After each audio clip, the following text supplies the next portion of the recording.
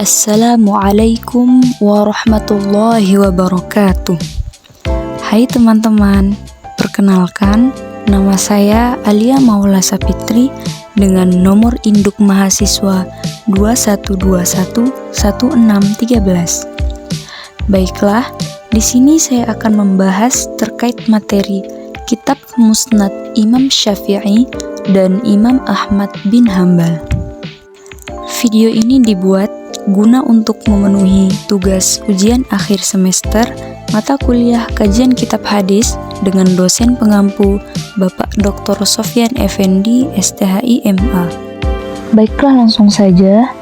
Yang pertama yaitu terkait biografi Imam Syafi'i. Imam Syafi'i memiliki nama lengkap Muhammad bin Idris bin Abbas bin Utsman bin Syafi'i bin Sa'id bin Ubaid bin Abdul Yazid bin Hashim bin Abdul Muttalib bin Abdul Manaf bin Qusay al-Quraisy al-Muttalibi.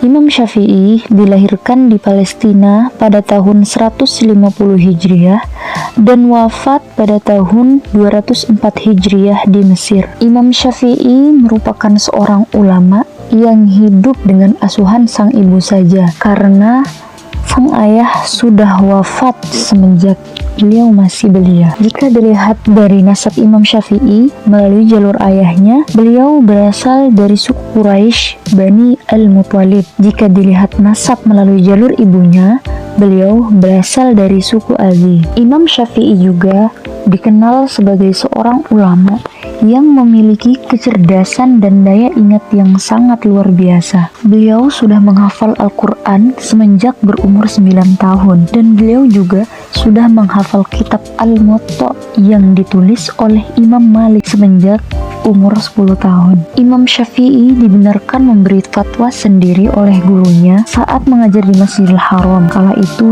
usia beliau masih 15 tahun. Selanjutnya yaitu terkait guru-guru dari Imam Syafi'i. Beliau menimba ilmu kepada beberapa ulama yang ada di beberapa negara, seperti ulama-ulama yang ada di Madinah, ulama-ulama yang berada di Yaman, dan ulama-ulama yang berada di Baghdad dan lain sebagainya. Adapun murid-muridnya yaitu ada Imam Ahmad bin Hambal, Ishaq bin Rahawai, Al-Hasan bin Muhammad Az-Za'farani, dan yang terakhir ada Sulaiman bin Daud Al-Hashimi. Baik, selanjutnya terkait Musnad Asy-Syafi'i. Musnad susunan Asy-Syafi'i ini mengumpulkan seluruh hadis yang diriwayatkan oleh Asy-Syafi'i dalam kitabnya Al-Dan Ar-Risalah. Di kalangan para ulama ternyata terdapat banyak sekali perbedaan pendapat. Di antaranya ada yang berpendapat bahwa Musnad ini bukanlah susunan Asy-Syafi'i sendiri, tetapi dipetik dari lalu dikumpulkan dalam kitab tersendiri oleh Al-Asam. Pendapat lain mengatakan bukanlah karya langsung dari Asy-Syafi'i, namun merupakan karya muridnya melalui jalan didiktekan. Namun menurut riwayat yang paling masyhur, diceritakan bahwa kitab adalah catatan pribadi Asy-Syafi'i, karena setiap pertanyaan yang diajukan kepadanya ditulis, dijawab, dan didiktekan kepada murid-muridnya. Oleh karena itu, ada pula yang mengatakan bahwa kitab itu adalah karya kedua muridnya, yaitu Imam Al-Buaiti dan Imam Ar-Rabi. Tetapi pendapat ini menyalahi ijma ulama yang mengatakan bahwa kitab ini adalah karya orisinal Asy-Syafi'i yang memuat pemikiran-pemikirannya dalam bidang hukum, terkecuali dengan kitab Musnad Asy-Syafi'i yang hadis-hadisnya diambil dari kitab Namun dari beberapa pendapat tadi, pendapat yang terkuat adalah kitab itu merupakan susunan Asy-Syafi'i dengan cara kadang-kadang beliau imlakan kepada murid-muridnya. Sebagiannya kadang-kadang beliau tulis sendiri dan kadang-kadang juga dirombak oleh murid-muridnya apa yang beliau tulis. Kemudian mereka bacakan kepada beliau apa yang sudah mereka rombak itu. Begitu juga dengan pengimlaan hadisnya yang telah dipetik petik dari kitab Al-Um dan Ar-Risalah ini. Selanjutnya yaitu penamaan kitab. Kitab Musnad adalah kitab hadis yang disusun berdasarkan nama-nama sahabat yang meriwayatkan hadis. Biasanya dimulai dengan nama sahabat yang pertama kali masuk Islam atau disesuaikan dengan urutan abjad. Namun demikian, definisi istilah tersebut tidak berlaku terhadap karya Imam Syafi'i ini. Karya tersebut lebih kepada corak kitab fikih, sehingga penyusunannya berdasarkan bab-bab fikih, tidak berdasarkan abjad sahabat-sahabat Nabi. Musnad Syafi'i ini merupakan kumpulan hadis-hadis yang diriwayatkan dari Imam Syafi'i. Selanjutnya yaitu sistematika penulisan. Sistematika penulisannya disusun berdasarkan bab-bab fikih, yang mana fikih sangat dominan pada masa itu. Jadi secara garis besar, kitab-kitab tersebut terkait dengan permasalahan hukum-hukum dari persoalan ubudiyah. Materi selanjutnya yaitu Imam Ahmad bin Hanbal. Biografi Imam Ahmad bin Hanbal. Nama lengkap beliau adalah Ahmad bin Muhammad bin Hanbal bin Hilal bin Asad bin Idris bin Abdullah bin Hayyan bin Abdullah bin Anas bin Auf bin Qasid bin Mazin bin Syaiban bin Zulal bin Ismail bin Ibrahim.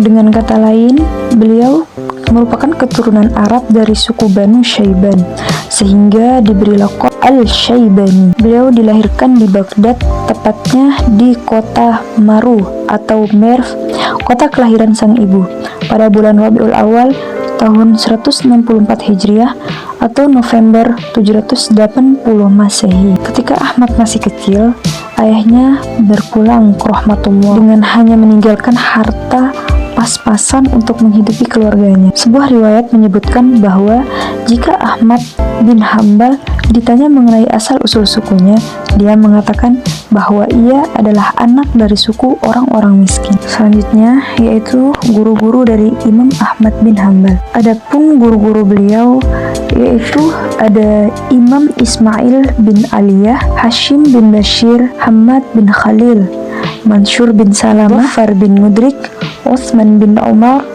Mashim bin Qasim, Abu Sa'id Maula Bani Hashim, Muhammad bin Yazid, Muhammad bin Adi, Yazid bin Harun, Muhammad bin Jafar, Wundur, dan Yahya bin Sa'id Al-Qatan. Adapun murid-muridnya yaitu yang pertama ada Soleh bin Ahmad bin Hanbal, Abdullah bin Ahmad bin Hanbal, Ahmad bin Muhammad bin Hani Abu Bakar Al-Asran.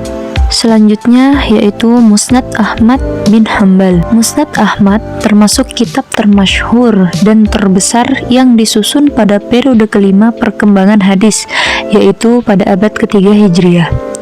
Kitab ini melengkapi dan menghimpun kitab-kitab hadis yang ada sebelumnya dan merupakan satu kitab yang dapat memenuhi kebutuhan muslim dalam hal agama dan dunia pada masanya. Seperti halnya ulama-ulama pada abad ketiga semasanya, Ahmad menyusun hadis dalam kitabnya secara musnad. Hadis-hadis yang terdapat dalam musnad tersebut tidak semua riwayat Ahmad.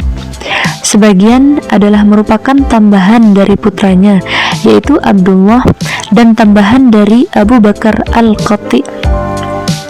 Musnad tersebut memuat 40.000 hadis, kurang lebih 10.000 diantaranya dengan berulang-ulang. Tambahan dari Abdullah, putra Ahmad, sekitar 10.000 hadis, dan beberapa tambahan pula dari Ahmad bin Ja'far Al-Qati. Abdullah bin Ahmad bin Hanballah yang menyusun kitab ini. Adapun sistematika penulisannya yaitu Musnad Imam Ahmad bin Hanbal disusun berdasarkan urutan sanad para sahabat perawi hadis dari Rasulullah SAW. Namun urutannya tidak dibuat menurut susunan abjad sebagaimana penyusunan kamus Arab. Penyusunan nama sahabat lebih memperhatikan urutan keutamaannya, asal daerah juga kabilahnya.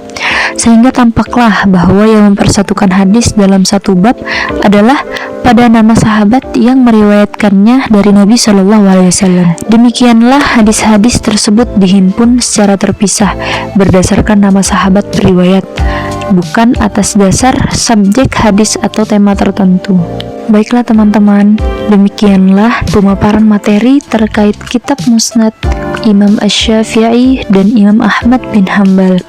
Kurang lebihnya saya mohon maaf. Sekian, wassalamualaikum warahmatullahi wabarakatuh.